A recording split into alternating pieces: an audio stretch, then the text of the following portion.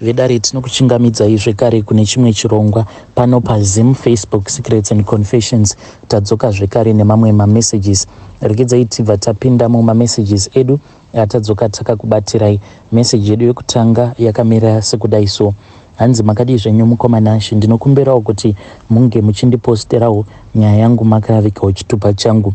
Inini mukoma takaita mhiko dzekuti uyu hanzvadzi yangu ange achizofa asina mukadzi, simply because iye akaramba kuroora my best friend. Saka best friend yangu uyu munhu anobata-bata, akatojoiniswawo zveuroyi from a very young age, but ndainge ndisingatozvizivi kuti best friend yangu iye anoroya. Saka ndakazotoudzwa neimwe sister yangu, but from my mother's side she is a cousin sister of mine, mwana wekwaamai guru. Ndiye akazotondiudza kuti iwe unozviziva here kuti musikana uya wawakadzidza naye kuchikoro, your best friend uya at that time friend yangu uyu ndainge ndava kusatomboziva kuti ainge aripi, but ndaingosuspecta kuti she was also in South Africa. Saka sisi one day vakatongoti tichitongoita zvedu makuhwa pafoni, ndokubva vatongotaura zita rake, vakati nezuro chaiye ndainge ndiinaye zvaya zvekuti she just had a slip of the tongue, because vakati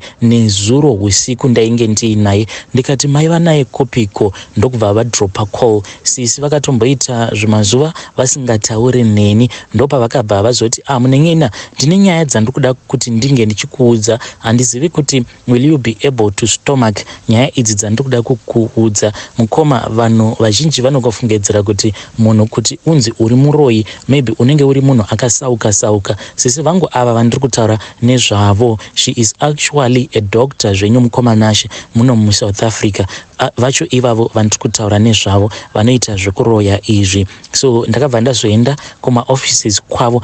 Sisi vainge vachingonyara, and I had never seen her as nervous as she was on that day, because munhu uya ane ushingi, who is always bossing everyone around, but on that day she was very humble. Ndokubva vati muning'ina ndangoti ndinge ndichingokuudza because friend yako yakanditi ndinofanira kukuudza nyaya iyi. Ndikati naisisi, ko imi makazotanga kuwirirana riniko nefriend yangu, ende pose apa pataimboita nyaya ndichikuudzai kuti ndasuwa nhengi uya best friend yangu yekuchikoro, why you never told me kuti you were in communication with her? Sisi vakabva vati iwe, I was not in communication with her physically, but I was in communication with her spiritually. Ndikati sisi zvamava kutaura mava kundivhundutsa zvekare, mava kundityisa. Spiritual how? Munoreva kuti mava n'anga here? Sisi ndokubva vaseka, vakabva vavhura drawer redeski ravo, ndokubva vazongoburitsa kamwe kainge kakaita kamuswe, but kamuswe aka mukoma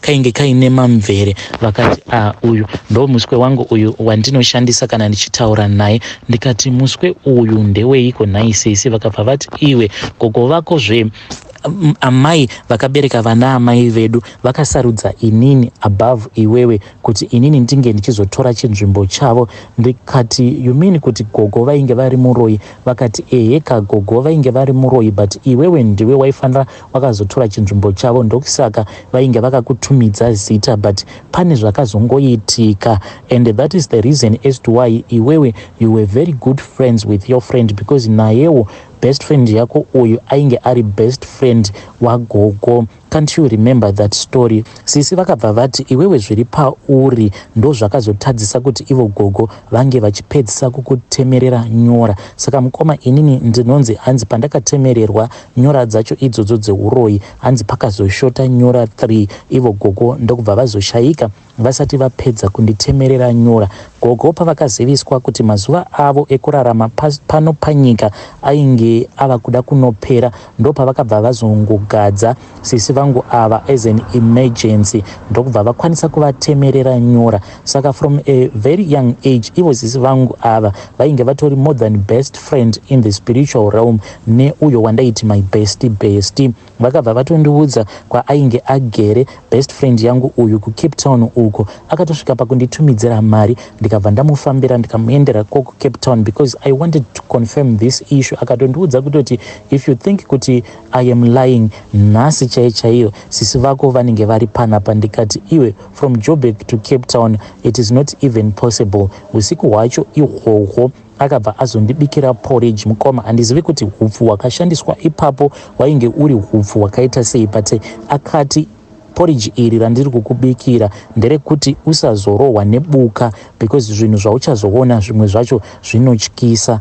But finally ndakazongobiwa nehope, ndakangoti ndichingonotsumwaira kudai ndichingonobatwa nehope ndokubva ndatopepuka. Pandakapepuka ndakabva ndatoona kuti tainge takatomira mustreet, painge paine vamwe vakadzi vechixhosa, vamwe vainge vakaita makaradhi, sisi vangu vainge varipo, ivo vose vainge vasina kupfeka. Best friend yangu uyu akabva azouya akabva azondipfekedza, amene kuti rainge riri dehwe remhuka yakaita sei. But mangwana acho makuseni pandakazomuka, ndakamuka ndichinzwa kuti muviri wangu wainge wakaneta, zvekare nyama dzangu dzainge dzichirwadza. Ndainzwa skini yangu iyi ichiita kubvumirira nekuvaviwa, ende ndaita sekunge munhu abatwa nemunyawiri. Pandakaudza friend yangu yakabva yati, uya urare pambedha apa. Ndokubva andikurura nhumbi dzangu akabva atora chiya chavanoti chizambak chemuno muSouth Africa, ndokubva atanga kundizodza zambak riya pose pandainzwa kuvaviwa, ndikabva ndatonzwa kutoti ndainge ndava bo. Ndo pandakabva ndazoona kuti best friend yangu ainge ari muroyi, ende pose apo patainge tichipa pressure hanzvadzi yangu kuti tikuda kuti uroore friend yangu, it was part of their initiation. Ivo vainge vachida kuti uyu friend yangu uyu ange achizova muroora wekumba kwedu, kuitira kuti uroyi uhu huzongoramba huri mumhuri yekwedu. Mukoma, but zvakazongoendawo nepamwe. Friend yangu yakabva yati kwandiri, I have to get married to your brother. Ndikati, why can't you choose another man? Akabva ati, I have to get married to your brother no matter what, because idzo ndo mhiko dzacho dzakatarwa paari. Ipapo pacho paakainitiatwa into witchcraft, ndo zvaakaudzwa izvozvo kuti murume wake uyo waanozopedzisira azoisa pachijana anofanira ari hanzvadzi yangu. She cannot get married to another man. Yes, she can date, but murume wake wechokwadi ihanzvadzi yangu, kuitira kuti uroyi uhu hunge huchizotevedzera dzinza rekwedu. Ende izvi zvakatogara zvatogarwa matare nevaroyi vekwedu vakatobvumirana nazvo. Mukomanashi iye akabva andikumbira kuti try by all means kuti hanzvadzi yako inge ichindiroora. I then returned back to Joburg and we started scheming and planning. Inini necousin sister yangu tichingoda kungoti hanzvadzi yangu inge ichizoroora best friend yangu uyo weku Cape Town, but zvakaramba mukomanashi. Nanhasi we are still scheming and planning, and ipapo patainge tichita scheming and planning yedu ndo zvakazokonzeresa kuti amai guru avo vainge vakaroorwa nabhuti vangu vange vachingotora mabhegi avo ndokubva vaenda. She received a lot of spiritual attacks. That woman, she is quite a prayerful person, because zvimwe kuda vangadai vakatofa, because regularly ndaitovaperekedza ivo sisi vangu nebest friend yangu yeku Cape Town tobva tatoenda pamba pebrother yangu, but inini ndaisazogona kuzopinda mumba because nyora dzangu dzandiinadzo hadzina kukwana, saka hadzindipewo masimba akafanana nemasimba awo ane cousin sister yangu nebest friend yangu. Saka ndaizongosara ndiri panze ndakavamirira, but ivo zvavaindiudza ndezvekuti vaiti kana vapindamo mubedroom mebrother yangu vaizoheva a threesome, cousin sister yangu, friend yangu nebrother yangu. Iye brother wangu ainge asingatozvizivi kuti ari kutoheva threesome nehanzvadzi yake. Kuhope kwake hongu aitorota aine vakadzi vakanaka, dzimwe nguva aiwanzokurota aine varungu, vakadzi vechirungu vaviri, vakadzi ava achifadzana navo pabonde, zvekutoti dzimwe nguva aizotomutswa nemudzimai wake, sikarudzi yake yakatomira kudai. Dzimwe nguva taisafambira nhau idzi dzebonde, taifamba tichikokeredza imwe mweya iya inenge ichingodzungaira nenyika. Saka mhepo idzi taidzikokorodza tobva tazonodzisiya mumba mavo. Ivo vaizongotanga kungotukana nemudzimai wavo for no reason at all. Amai guru vakati vaenda, takabva tatanga kufara, tikati zvedu zvainge zvaita, but nanhasi hondo iyi ichiri kungorwiwa, and we hope kuti at the end of the day zvatinoda isusu zvichazobudirira. But friend yangu anongogara achingochema achiti, tarirai muone kuti makore angu ari kufamba, because she has to get married to my brother. Vanofanira kuti vange vachizvara vose vana ava vavachazvara ndo vachazotevererwa neshavi iri reuroyi. Shavi iri rinofanira kuti ringe richizosiyiwa mudzinza rekwedu isusu. Saka ndo pressure yaainayo kuti the only thing that is stopping her from getting married to my brother. Tinoona kuti minamato iyo yakasiyiwa naamai guru, minamato iyi ichiri kubvira semoto mumba umo munogarwa nehanzvadzi yangu. Dzimwe nguva anototi akazama kuda kupindamo, hanzi ndinoona kamwe karurimi kemoto kanenge kachibvira pamubhedha, but some days when she goes in there anotofind out kuti everything will be okay.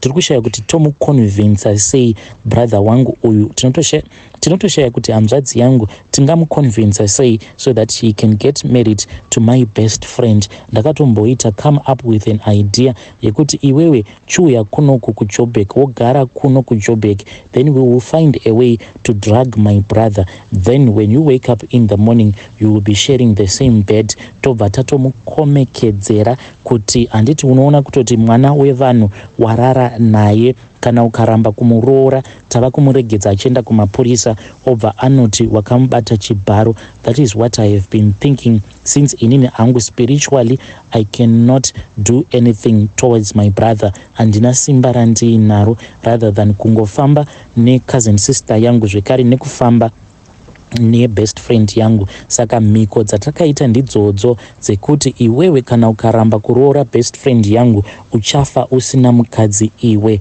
That is what we did mukoma Nashi. Ndauyawo pano kuzokonfesa. Hey vedare, ndo message iyo yandakatumidzirwa ichibva kuna vahanzvadzi vedu. Zvakangoma hazvo vedu kwe zvimwe zvacho so zvinotyisa. Saka muri kuti vahanzvadzi matoshinga here, vahanzvadzi matoshinga kuti shavi iri reuroyi through your friend ringe richizouya mudzinza rekwenyu into your bloodline. Hey, some things that people do you will never understand. Rekedzaiti vataenda panyedu inotevera.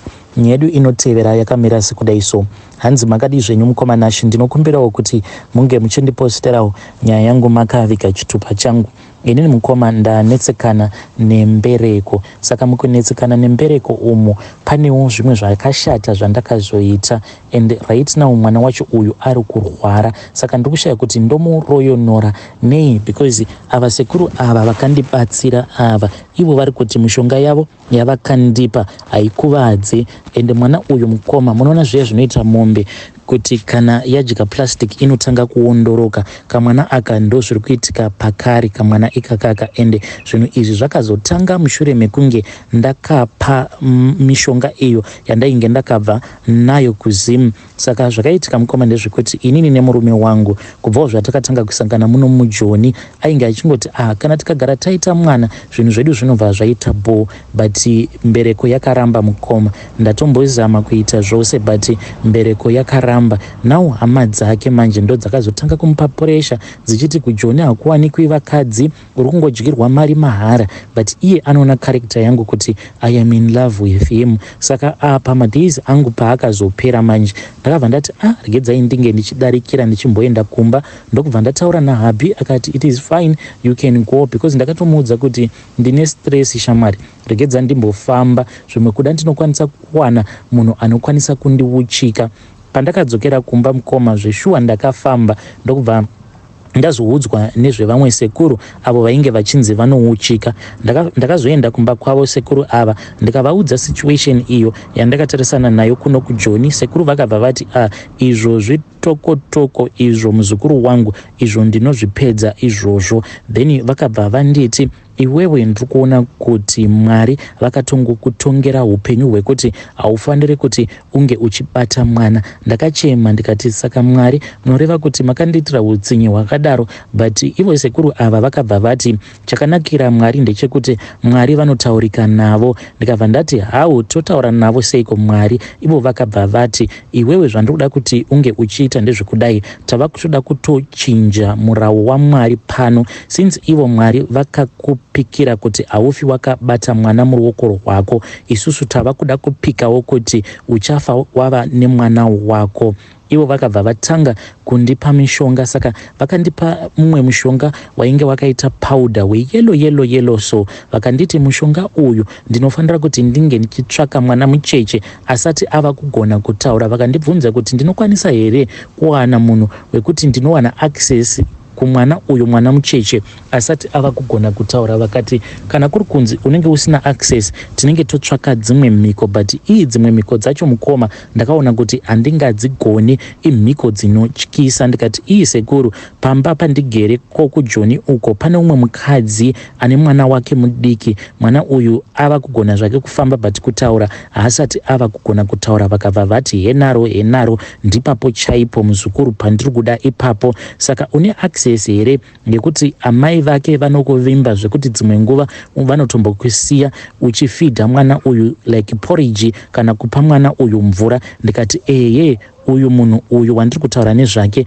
ndi best friend wangu sevavakidzani. Titori nenguva dzekutoti dzimwe nguva anotoswera ari mumba mangu. Sometimes anotomboti kana akabuda achienda kumashops anotondisiya ndichitamba nemwana wake, kana kuti kana akawandirwa nebasa anotondipa mwana wake ndichitomufidha ndichitamba naye iye ari busy achitsvaira mumba make kana kuita washing. Saka sekuru vakabva vandipa mushonga iwoyo wainge wakaita yellow. Vakabva vanditi mushonga uyu muzukuru zvauchapota uchiita kwemavhiki maviri, pose paunenge wawana mukana, pose paunenge uchifidha mwana uyu, kana uchinzi uchamupa mvura yekunwa, unongotora kudai unongotswinyidzira mushonga uyu obva wati mumvura.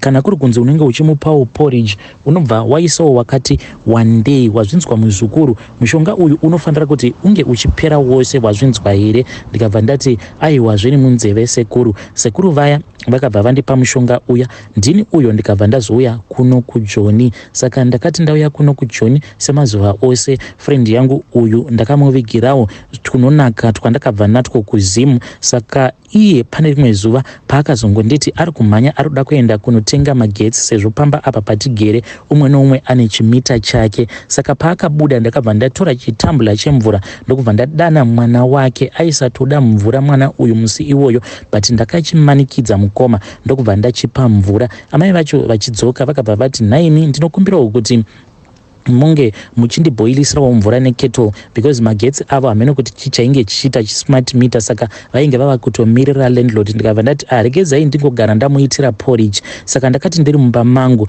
ndikabva ndangotora zvekare mushonga uya ndikabva ndamwaya. Mushonga uyu ndakaushandisa ndichingomuisira muporridge nemvura yake yekunwa kuzonosvika uchipera. Saka ivo sekuru vainge vakati mwana uyu ndiye achakonzeresa kuti Mwari vange vachizovhura chibereko changu, but mukoma chibereko nanhasi achisati chavhurika. Ivo sekuru ava vakangonditi hold on, zvichazvigadzirisa zvoga. Ini ndava kutya kuti mwana uyu anokwanisa kufa, plus ivo vakanditi mushonga wavo hauurayi. Saka I have to be patient, zvichaita chete. Hanzi inini ndichangoti ndichingonobatira pamuviri then mwana uyu iye anobva arecover, but maondero aita mwana uyu anopisa tsitsi uye anotyisa. Ndava kutya kuti zvimwe kuda amai vacho kana vakazofamba vanokwanisa kuzobata inini. Ndiri kutambudzika mumwoyo mangu mukoma.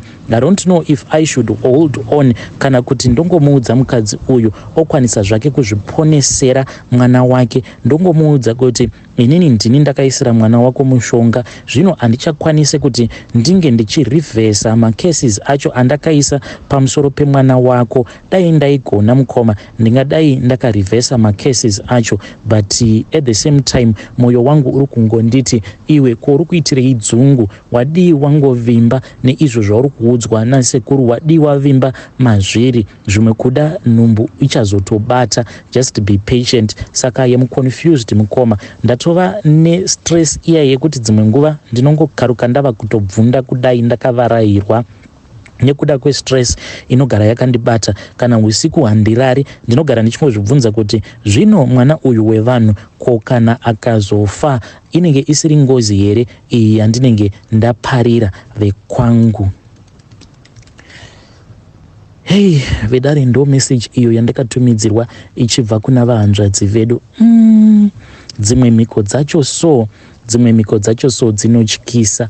Hanzi sekuru vakanditi we are going to change the will of God. Zviriko here izvozvo akomana? Changing the will of God. Pakaipa.